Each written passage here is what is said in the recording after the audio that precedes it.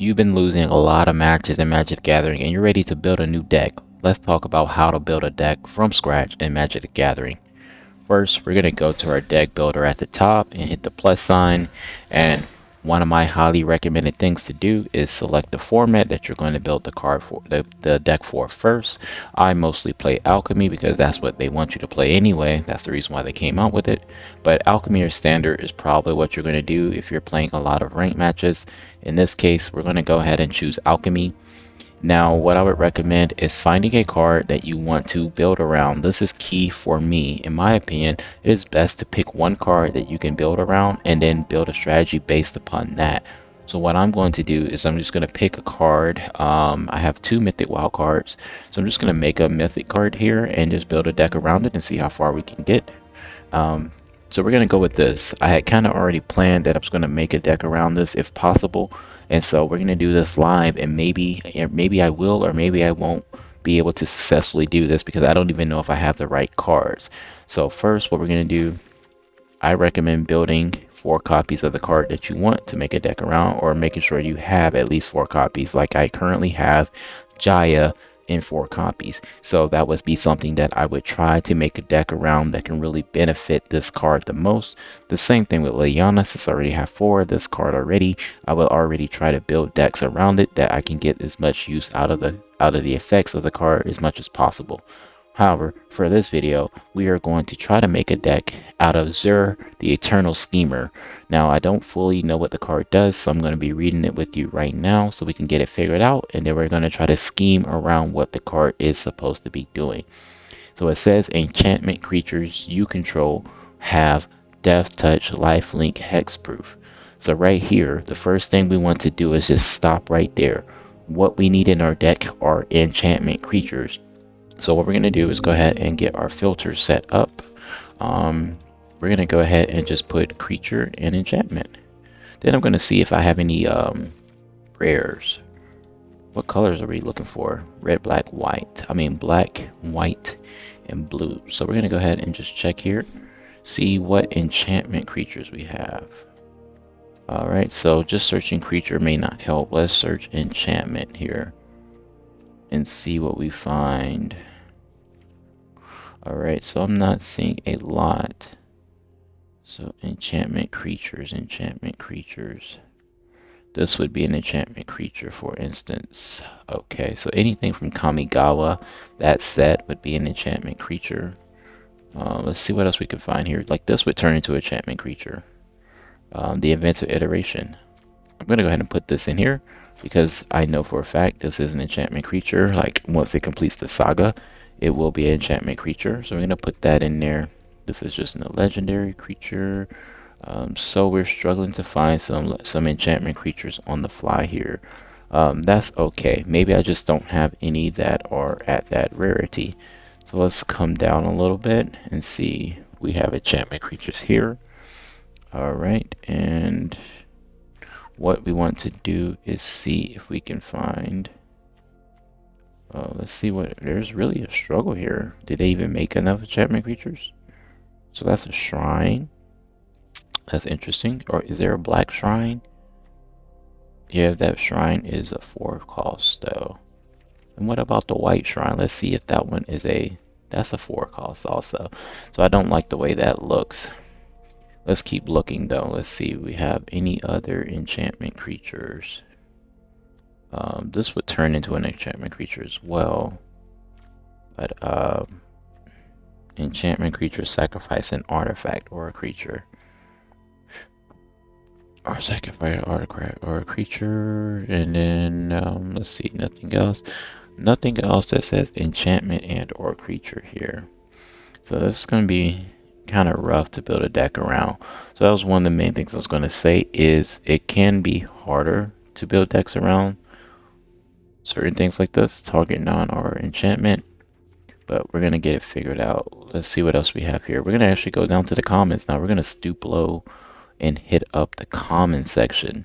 And actually what we want to do is actually I want to do ones and twos because I want to see what enchantment creatures can we play before the turn that we get out our big boss monster or our big boy. So we don't want things that you're gonna play after turn 3, maybe or maybe not. But let's first see what can we already have on the field. So by the time we slap down this card on turn 3, that those features are already activated. The Death Touch, Lifelink, Hexproof is going to be activated for the creature that's already on the field. So let's see. It says if a Samurai Warrior attacks alone, gets 1/1. So this would give that. So that would get an effect, basically. Let's see what else we have. This is pretty good, actually. The dog, because the dog would get Death Touch, Lifelink, Hexproof. I think that's pretty good, and it also draws us a card. What this does, you draw a card, discard a card. That could possibly work, but let's definitely go ahead and put in the dog. Let's see what else we have here. We have this. Vehicles you control have menace. We're not playing a lot of vehicles, but that is an enchantment creature here. Draw a card, discard a card. So we're going to go ahead and play that. What else do we have? We have, let's see, ninjutsu. I don't know where this could be effective. Draw a card and discard a card.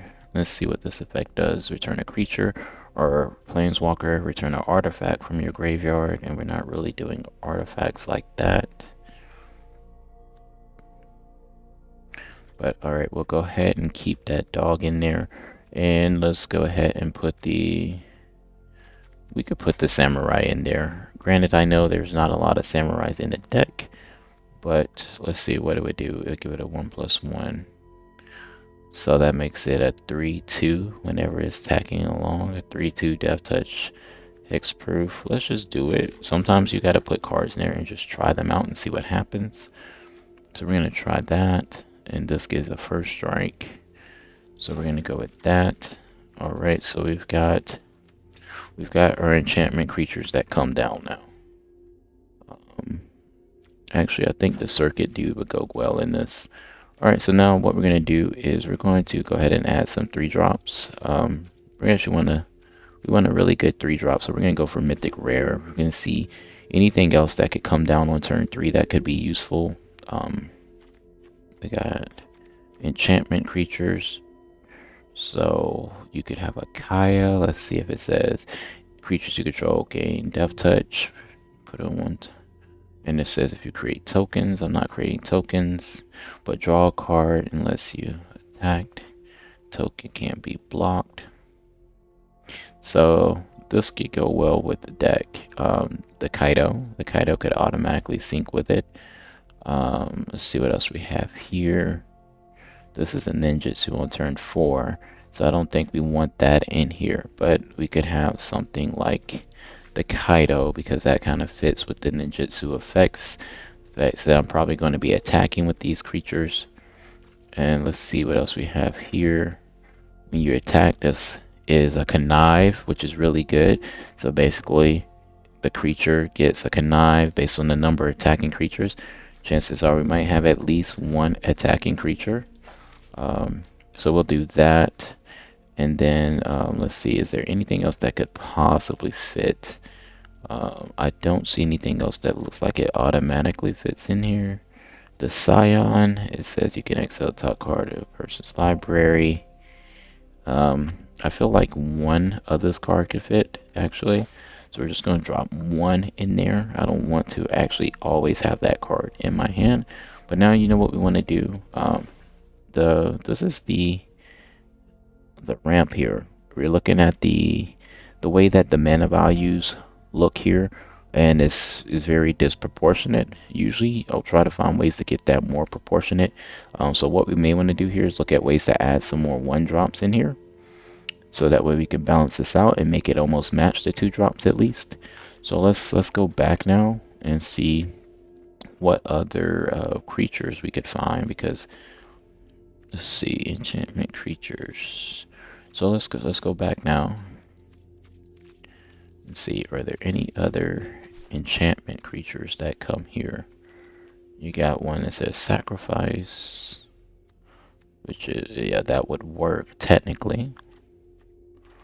The one that says sacrifice, but that is it really. Is that really it? Let's see if there's anything to craft.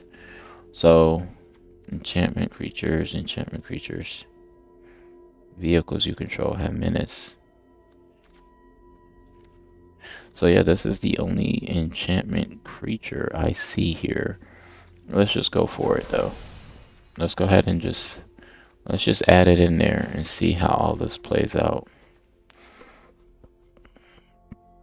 Or maybe not. So let me think about this. We don't have enough space to really build ones in here to even out our the way our mana curve looks. So I think we should just go ahead and add some more threes. Let's see. So let's go back to threes for a second. Let's see if we add some more threes in here. And that's an artifact creature. What about enchantment creatures? Let's see if we still got some more enchantment creatures in here. This is a straight up enchantment, but let's see, this would be an enchantment creature, so that could work there. The restoration. Let's see what else we got. You always want to start with the highest rarity first too, so that way you're putting the best of the best cards in your deck. So just remember that target opponent, you may sacrifice a creature. If you do, each opponent discards a card. So that is going to become an enchantment creature. Exile a target creature. Okay, so that actually looks pretty good in his deck. And we got 4 spaces left. So let's say we do 2 of each. However, I feel like we still need to reduce some of the 2s. So let's see, where could we reduce some 2s here? Is it the one with the samurai? I think maybe the one with the samurai gets reduced.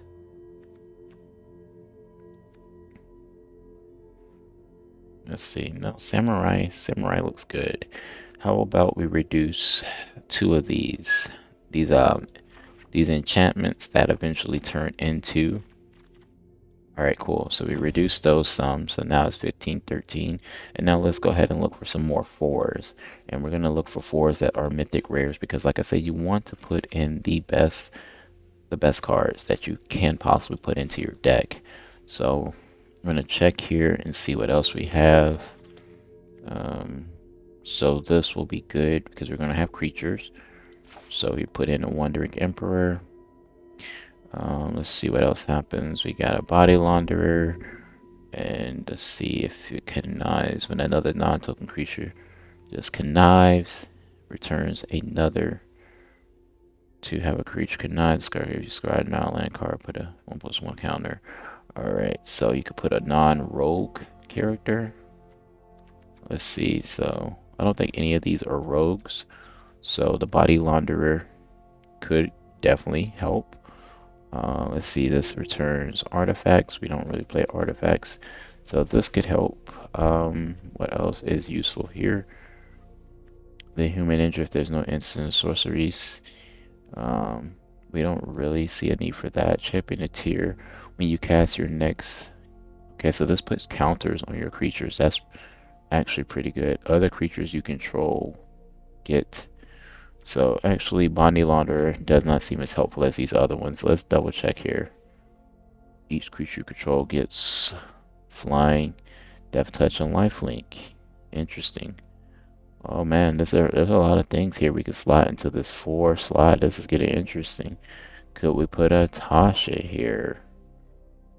A Tasha will be a really good card. However, I don't think it fits as much as the other ones do. So even though that is very tempting, I think we should stick to creatures here. These seem like the most valuable thing that we could play, are the ones that says other creatures you control, put this on your creature. So we're going to have to go with those because we know that we have creatures here. And let's see. This packed weapon, I think we have to put this in here too because we know we're going to have creatures. And another strategy when building decks is if you play a lot of creatures, then definitely you can run things that are equipments because you're going to have something to equip them to almost all the time. You kind of know that for a fact.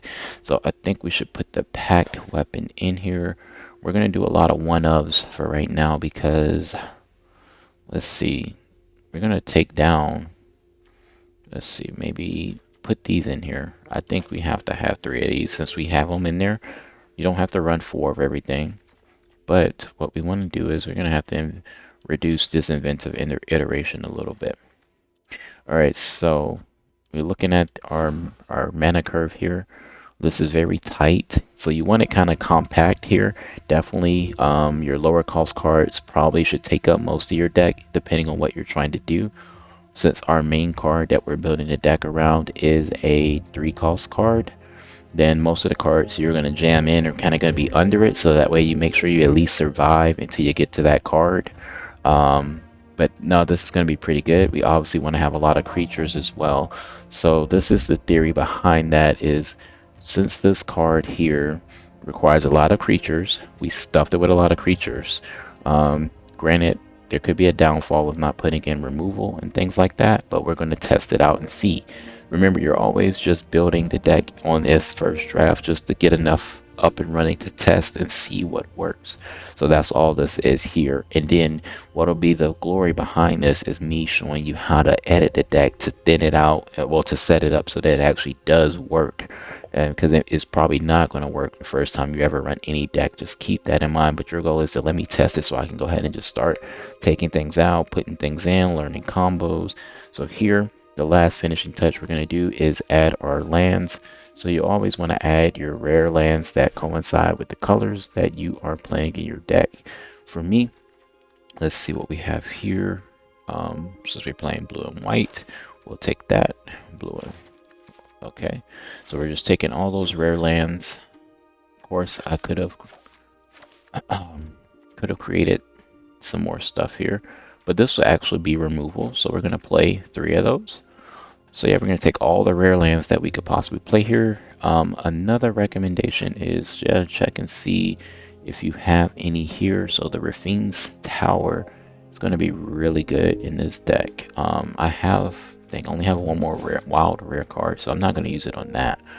But yeah, that is going to be really good. The only concern is putting all these kind of trash enchantment creatures in here. We're going to see if that's going to be a downfall or not. But the rest of the deck looks good over the top half. Once you hit turn 3, there are plenty of decent things to be playing here. So we're going to also go to our common lands. And I recommend doing this when you have a lot of 2-drops and not a lot of 1-drops. I feel that you can play more tap lands. You can play lands that come in tap a little bit more when you do this. So let's actually come here. We're actually going to be looking for the land here that lets you do enters tap. You can choose a color and it does that color. Alright, so we're gonna look for the one that does, yeah, here we go, Obscura Homefront. Let's see, and then Uncharted Haven is possible. We could play that, and I think it could slow down the deck a good bit. I don't know. We're gonna say no for right now. I don't usually play Uncharted Haven, so I want to show you the deck building strategies that I normally use. So I would normally put something like an Obscura Storefront here just for this deck, because your goal is you want to get this land out on turn 1, so that way you can already set up your hand for whatever color you need. You definitely have to have lands like this when you're playing 3 colors or more, because you need to be able to pick the exact color you need. You can't rely on you just drawing it and things like that. You have to get cards to help you get lands when you're doing more than 2 colors. When you're doing 2 colors, you don't have to do that as much. Since this is the 3 colored, we're doing that. So we're just going to go ahead and keep the name simple. We're going to call it the Xur deck. And then, you know, you got to pick your like avatars and stuff like that. I'll pick Karn just because it has a weird name, just like Xur. As far as dragons, I'll just go ahead and pick this as my little pet and set my card sleeve to that right there because that's beautiful artwork. So look, this is enough to go ahead and get started. It's a very tight mana curve here.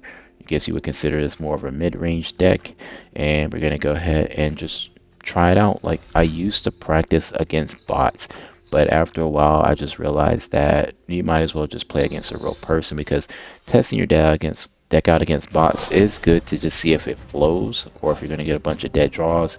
But all in all, it's best to just go ahead and drop into a real match, especially if you're playing unranked. A loss doesn't really do anything to you. It might hurt your ego, but I say go into it expecting to learn, and everything will be all right.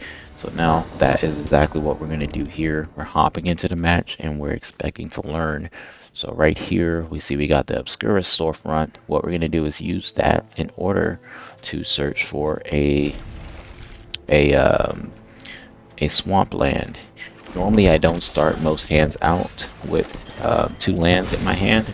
I usually have to start with 3 or I won't play. But sometimes I take a risk depending on what I see in my hand or how confident I feel.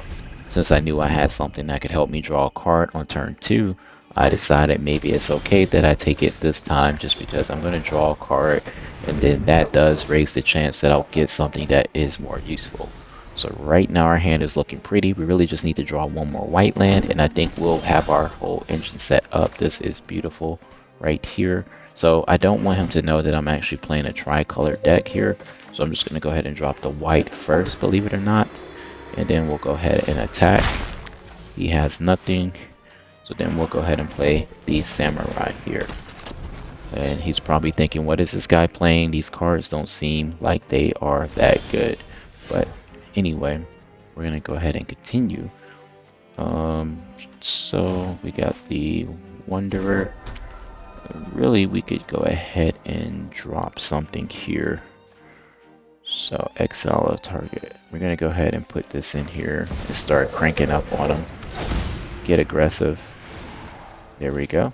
And so that's going to be good because now that creature, he boosts his own self up too. So we'll let him go ahead and attack, which now you see that you found a combo in your deck that you didn't know you had.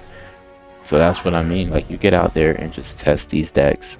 Turn on this audio a little bit. That's kind of hitting in my ear. But yeah, you get out here and just test these decks. You never know. Like, remember, I almost didn't want to take that card out, and he quits. We can't say that the deck was good. However, we're gonna have to play another one because this guy, he just didn't play anything for 3 turns. But as you saw, that kind of flowed. That flowed really well, and that was with a hand that started off with what? That was 2 land. That was a 2 land hand. And that thing was flowing. We had blockers set up. Let's see. I got one friend online. I want to check out and see how he's doing. He's new to Magic, but anyway, let's go ahead and get this next match started. To Mr. Hammerhands here. We're gonna see. There we go. We're kind of set up with the same thing again. We're just gonna take it. Heart of the cards. We're gonna have faith that we're gonna draw something by turn 3. Okay, so we're good now. So we've got not technically all 3 colors yet for the land. Okay, so this is a little wild here. Our turn 4 could be slow if we don't get another land, because that Obscura storefront is going to slow us down if we don't draw another one. He is going to get a little aggressive here. This is where you find out if you need removal in your deck or not. So I'm going to save that because I want to block that Voice of the Blessed instead. That's going to be a little bit more dangerous. So we're going to just keep these up for some blocks here. And then we got the Samurai. I do have the Inventive Iteration, so actually we probably will just return the Voice of the Blessed back to his hand. Hopefully it doesn't get to the flying stage yet. Okay, so it is in the flying stage, unfortunately. So I'm just getting banged in the mouth on that one, unfortunately. We're going to go ahead and put this out, and then I think we'll be able to start doing some work after that. But yeah, go ahead and put that out. Now we've got 1 block, but we've got to get in the air soon. This does have flying, but that guy right there is going to drain our life right there. So this is going to suck because now I do not have life link. Now here we could look at this and say, what cards are not going to serve me? Is there an edit that I need to make to my deck? Honestly, I would say based on what we're getting here, I don't see a lot of changes that you really could make here. It's just that the deck got off to a better start. That's Magic, is sometimes you're going to get beat that way. I like the fact that we do have lifelink up right now, but maybe he has some removal in his hand. And it looks like he's going more creature mash, just gain life and rely on the strategy of he gains life and he burns me out. He's going to attack here possibly, which I do want that. He doesn't realize that that is Death Touch. I don't know why he did that. Okay, so that was very interesting. Maybe that he was not paying attention here. So now we've got the setup here. Target, it becomes a creature. Okay, everything's already a creature. Let's get the Obscura storefront out here. We need white lands based on how many cards we have with white mana in our hand. We definitely want some white lands. From here, the Champions of Tyr gives me you cast your next spell. Let's see what else we can do here. We could also put a first strike counter on something up at the top, but I don't see a need to do that. Let's go ahead and just do this. We're gonna get the Tyr out for right now. Just put another flyer out here. Yeah, because we got a lifelink on the field. So I think we can kind of survive a little bit longer here. So there's no need to rush and attack. We really just need to be able to defend as far as I'm seeing right now.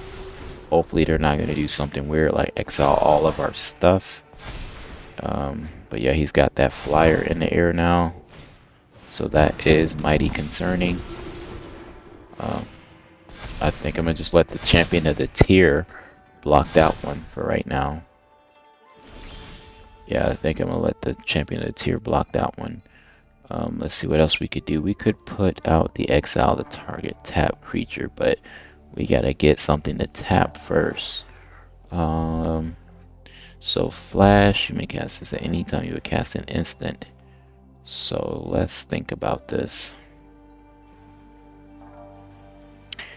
That's going to be good though. That flash and putting the first strike is going to set us up where we are going to, let's see, so I've got 4 mana, then I got 2.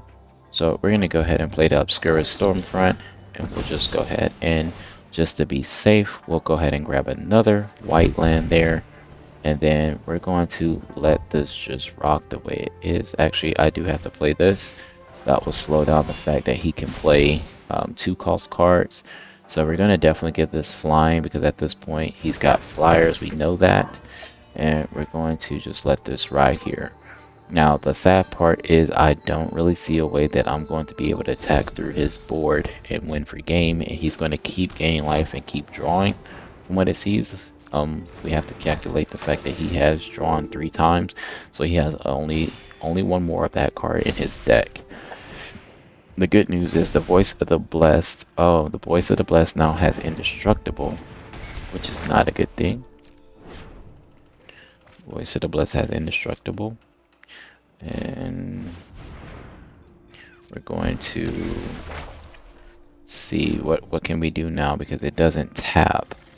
So we are getting into a dangerous spot here when the Voice of the Blessed doesn't tap and it has Indestructible.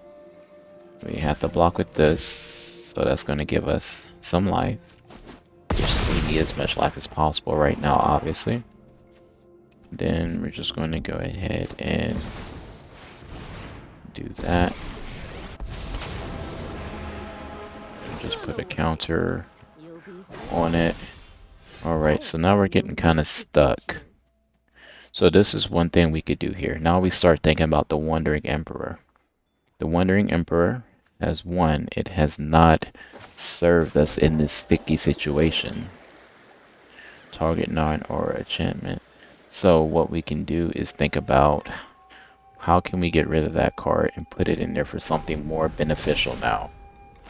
Like, do we need 4 mana cards in general that will help us deal with an entire field of small creatures? And these are mostly 2 and 3 drop creatures. So now, when we go back to the board, we're going to have to go and look and see what else works at 4 mana, because we don't want to mess with the curve. We don't want to operate off of messing up the curve. So now we got to go back and see what can we put in for 4 mana that will be able to deal with all of these creatures, or maybe a very problematic big creature that has indestructible. Is there a way that maybe we could just find something that allows us to take the creature, something that allows us to tap the creature? We're gonna have to go back and really see. So that's what's gonna be interesting after this match, is going in there and deciding what do we do now? How do we get this creature to, well, like, I think we pretty much lost here. So you know what we're gonna do? We're gonna go ahead and quit, because now we know what we're missing in the deck. We see a piece that is missing. Granted, you know what could have gone back into that spot was another one of those enchantment creatures that sends the card back to the hand. It wouldn't have gotten the card eliminated from the game completely, but maybe that is something. Like, what if we have something that exiles? Let's see what we have for 4. Let's see what else we have. Something that exiles maybe. Because that would have exiled if it was a target tap creature. But what about if we get something else? Target player sacrifices a creature. So nothing really there for that. Let's exile all non-token creatures you control. We don't want to do that. Alright, so this is one that could be interesting, is Grafted Identity. Is you sacrifice one of your creatures, and you can basically take their creature. That could work here, instead of the Wandering Emperor. What else? Because you could sacrifice something like Spirited Companion. What else do they have here? You can enter as a copy whenever you do combat damage. Another target non-land permanent phases out. And see, you could do Read Ahead, but this creates 2/2 black creatures here. So I don't know if we had a way that even benefits us. So let's go ahead and just check. We're trying to get rid of something here. Zombies you control have vigilance. See, this puts the creature back in the hand right there. So I mean, that's cool and all, but we have to find something else. We have to find something else. When a creature enters the battlefield. No, we've got Fraying Line. You put a rope counter. No, we don't need that. So let's see. None of these cards can help here. Let's go back to the drawing board. What is this? Sacrifice up to 3 permanents. And each opponent loses 3 life. You draw 3 cards. We don't want that. Send a recruit when it enters. Mill 4 cards. So we don't want any milling. Alright, so the best thing we have here. Let's see, Kraken. The Kraken won't do anything. You know, the best thing I'm seeing here is this Grafted Identity. Let's just say we're going to go ahead and remove the Wandering Emperor for right now. Let's say Grafted Identity. Granted, this is super one of type of situation. Let's see, is there anything else maybe? I guess we got the ones that exile. Exile until it leaves the field. That might be a little bit safer. So we have to consider that. Let's see what else we have here. So we could do tap up to 3 target creatures. That doesn't really do much. Let's see what else we have here. We've got return a non-land. Nope, that doesn't work for what that creature was. So the main thing is you have to consider what creature was giving you a problem and what it would take to get rid of that creature. So let's see, this says cost less if you control offer, cost less if you control an enchantment. So we already know that we're going to control an enchantment, so this is basically just giving us a way to get rid of it for 3. This creature can't be blocked. Enchant a creature. Once you finish tap enchantment creature. Enchantment creature does not. So you could put it into a Sleeping with the Fishes. I guess that is a possibility. What else you have here? I feel like something that just exiles would be good enough. Let's see, when you cast your second spell, exile and turn show return to the battlefield. That's interesting. We should try making a deck around that. That will be the next one. Alright, target creature gets 2/2, mill 4 cards. And let's see, at the beginning, your opponent may sacrifice no one does transform into Traveler. That is not that great. Whenever you attack one or more creatures with counters on them, draw. Each opponent sacrifices a creature unless they discard a card. If you control a white creature, 5 or more cards in your graveyard.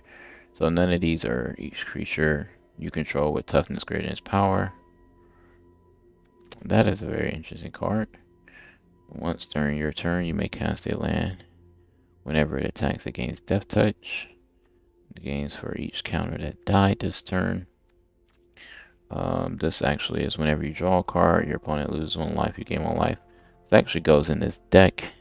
No, it wouldn't go in this deck, but a good control deck it would go inside of. Alright, so from what we're seeing here, the main thing that we could do is exile. I feel like this is the strongest option. Enchant creature. Let's see what it says. You enchant a creature or planeswalker you don't control. It conjures a card named Soldier's Watch onto the battlefield. Enchantment creature can't block or attack. See, that's the thing about these enchantments. It's like, what if he gets rid of it? I don't think those decks are built to get rid of it, though. So let's just say, instead of Graphic Identity, because I feel like this is riskier, they can still get rid of it, and you have to sacrifice a creature. So even though it's a 4, I don't think it gives you the same type of effect. Tap target creature. That's pretty cool. Or what if we put something in that keeps a creature tapped the entire time? No. I guess I was saying that's what doesn't work already. So let's just go ahead. Wait, no, what about that? Sleep. Because I got to attack with all that stuff last game. Anyway, I think we're going to get the best effect from doing this Prayer of the Binding. So, like I said, it's all about just taking out the card that helped you lose in a way, or a card that contributed to why you could not do anything in that situation. That was the only card I saw that I could have taken out. Other than that, I couldn't help the fact that I had another Zur in my hand. There's nothing you can do about that, so you obviously would not change the amount of Zurs that you have in a deck. So we're going to go back out there and just play another match, and then we'll see what happens now when we do that. And this is going to be in our next video, so make sure to subscribe to the YouTube channel. Put a thumbs up on the video if you like this video, and I'll see you in the next one.